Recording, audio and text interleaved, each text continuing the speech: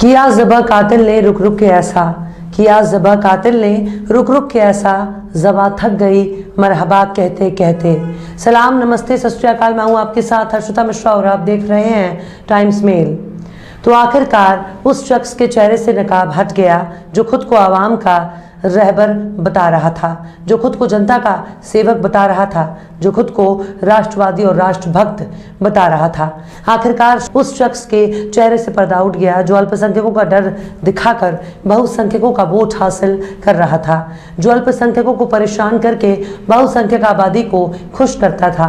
आखिरकार उस शख्स की पोल पट्टी खुल गई जिसने बहुसंख्यक समुदाय को खुश करने के लिए अल्पसंख्यक समुदाय पर हमले करवाए, उनके खिलाफ जमकर नफरत फैलाई, यहाँ तक कि सड़क पर चलना भी मुहाल कर दिया, जिसने धर्म की आड़ में अपने ही देश के बेगुनाह लोगों को मौत के घाट उतार दिया।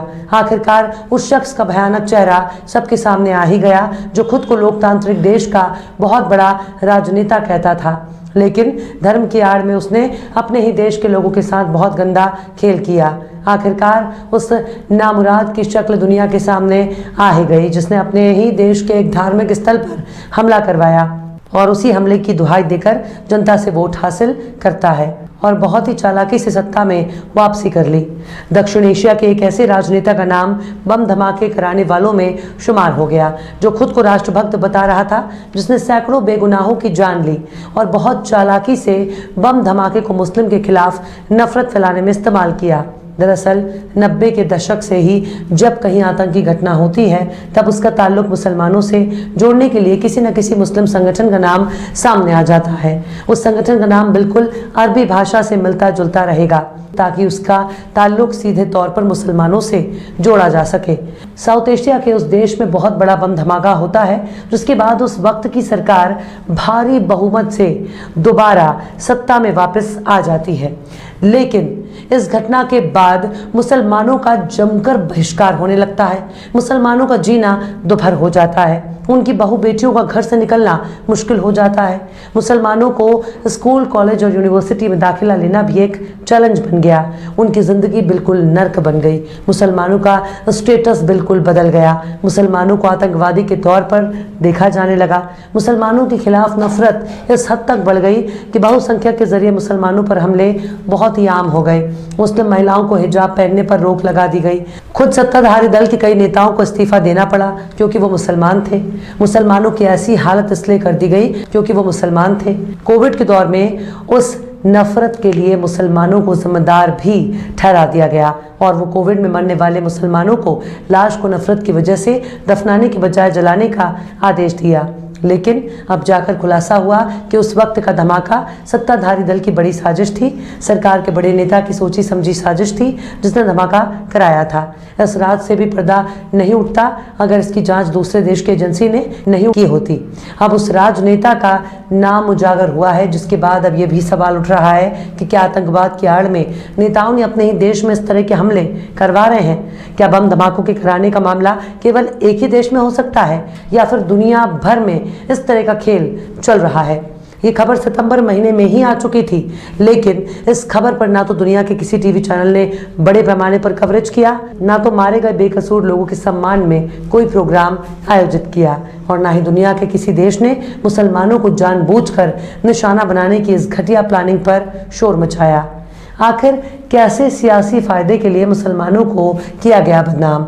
आखिर कैसे मुसलमानों को खिलाफ सरकार ने रची बड़ी साजिश? आखिर कैसे बहुसंख्यक वोटरों को भड़काने के लिए फैलाई गई नफरत?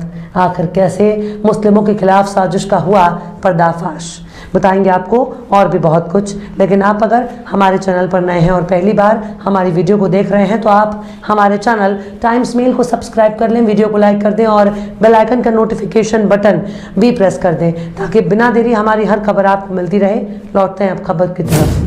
साल 2019 में ईस्टर के मौके पर श्रीलंका के चर्च में आतंकी हमला होता है जिसमें 270 लोगों की मौत हो जाती है, लेकिन अब इस मामले में श्रीलंका के पूर्व राष्ट्रपति मैत्रीपाला सिरिसेना बड़ी मुश्किल में फंस गए हैं। श्रीलंका की कोलंबो के मजिस्ट्रेट कोर्ट ने पूर्व राष्ट्रपति सिरिसेना को 2019 में हुए ईस्टर संडे बम विस्फोट मामले में एक संदिग्ध के रूप में नामित किया है, जिसके बाद श्रीलंका का सियासत में कोहराम मच गया। दरअसल बम धमाके की जांच में पता चला कि सिरिसेना को इस घटना के बारे में पहले से ही मालूम था। उसको मालूम था कि ईस्टर के मौके पर धमाका होने वाला है, लेकिन उन्होंने नज़रअंदाज कर दिया। अदालत ने यह भी कहा कि पूर्व राष्ट्रपति को इस बम धमाके के बारे में खुफिया इनपुट था, फिर भी उन्होंने इसे रोकने में विफल रहे। दरअसल इस मामले में तब तूल पकड़ लिया जब धमाके में मारे गए लोगों ने सरकार से जांच के लिए पैनल बनाने की मांग की। सिरिसेना को ईस्टर मामले की जांच कर रही एक पैनल ने ही इस हमले के लिए जिम्मेदार ठहराया था। लेकिन जैसा कि हर नेता खुद पर गंभीर आरोप लगने पर इनकार करता है, ठीक वैसे सिरिसेना इन आरोपों से हमेशा इनकार करते रहे। इसी साल अगस्त में भी श्रीलंका के कैथोलिक चर्च के arch bishop cardinal Malcolm Ranjith ने पिछली सरकारों पर देश के सबसे बुरे आतंकवादी घटना से आंखें मूंदने का आरोप लगाया। श्रीलंका के पूर्व पुलिस प्रमुख पुजीत जयसुंदरा उन बड़े अधिकारियों में शुमार हैं जिन पर इस मामले में पूर्व खुफिया चेतावनी मिलने के बावजूद लापरवाही का आरोप लगाया गया। इसके अलावा पूर्व रक्षा सचिव हेमासिरी फर्नांडो पर भी इसी तरह के आरोप लगे हैं। यानी कि पूरी की पूरी सरकार ने ही इस घटना को चुपचाप होने दिया, शायद इसलिए क्योंकि इस घटना से उनको दोबारा सत्ता हासिल करने में मदद मिलेगी। घटना के बाद इस हमले में ISIS से जुड़े एक तथाकथित इस्लामी चरमपंथी समूह नेशनल तौहीद जमात का नाम लिया गया। 21 अप्रैल 2019 को सिलसिलेवार तरीके से विस्फोट किए, जिसमें 3 चर्च और 3 लग्जरी होटलों को नुकसान पहुंचा था। इन हमलों में 270 से ज़्यादा लोग मारे गए थे और 500 से अधिक लोग घायल हुए थे। हमले में कम से कम 11 भारतीय मारे गए। इन धमाकों में 9 आत्मघाती हमलावर शामिल थे। दरअसल इस मामले का खुलासा कभी भी नहीं हो पाता अगर इस मामले में संयुक्त राष्ट्र मानवाधिकार ने दखल नहीं दिया होता, क्योंकि लगातार 2 साल तक इस धमाके की वजह से श्रीलंका में मुसलमानों को निशाना बनाया गया। पूरे श्रीलंका में कोविड शुरू होने तक सिविल वार चल रहा था।